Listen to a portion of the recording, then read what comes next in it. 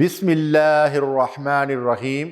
ناظرین، اللہ رب العالمین نے قرآن مجید میں نبی کریم صلی اللہ علیہ وسلم کے مقام اور مرتبے کو نہایت عظمت اور شرف کے ساتھ بیان فرمایا ہے۔ قرآن مجید کا ہر ورق، ہر آیت ہمیں رسول کریم صلی اللہ علیہ وسلم کی رفعت شان، آپ کی اطاعت کی اہمیت اور آپ کی رحمت عالمگیری کا درس دیتا ہے۔ اللہ تعالیٰ نے فرمایا وَرَفَعْنَا لَكَ ذِكْرَكَ، اور ہم نے آپ کے لیے آپ کا ذکر بلند کر دیا۔ یعنی دنیا کے ہر خطے میں، ہر زمانے میں اللہ کے نام کے ساتھ محمد صلی اللہ علیہ وسلم کا نام لیا جاتا ہے۔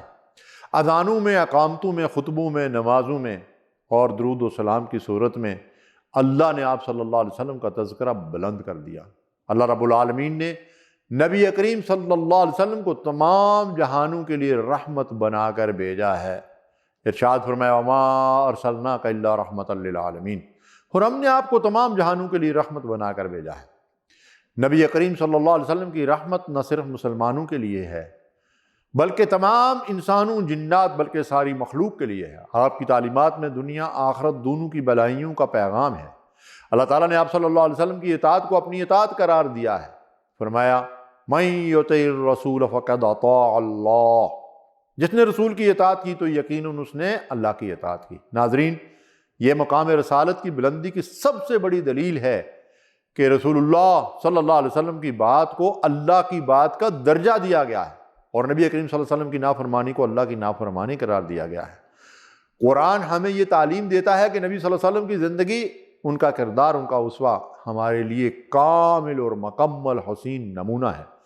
ارشاد ہوتا ہے لَقَدْ كَانَ لَكُمْ فِي رَسُولِ اللَّهِ أُسْوَةٌ حَسَنَةٌ، یقیناً تمہارے لیے رسول اللہ صلی اللہ علیہ وسلم کی زندگی میں بہترین نمونہ ہے۔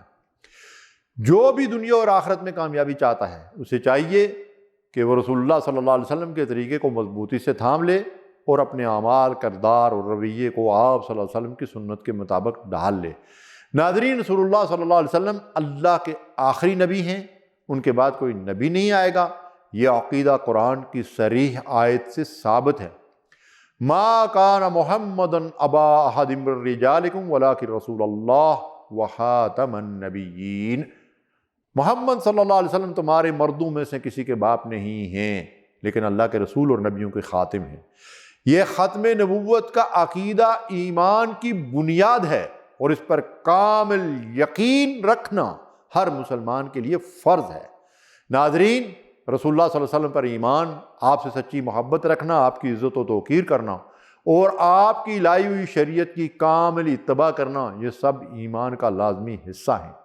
اللہ تعالیٰ نے فرمایا فَالَّذِينَ آمَنُوا بِهِ وَعَزَّرُوهُ وَنَصَرُوهُ وَاتَّبَعُوا النُّورَ الَّذِي أُنزِلَ مَعَهُ أُولَٰئِكَ هُمُ الْمُفْلِحُونَ، پس جو لوگ نبی پر ایمان لائے، ان کی تعظیم و تکریم کی، ان کی مدد کی اور اس نور قرآن کی پیروی کی جو اس کے ساتھ نازل ہوا ہے، وہی لوگ کامیاب ہوں گے۔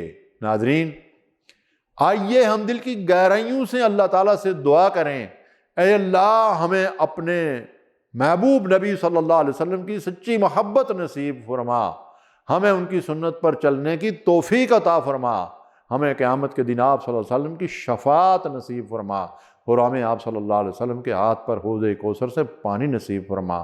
آمین یا رب العالمین۔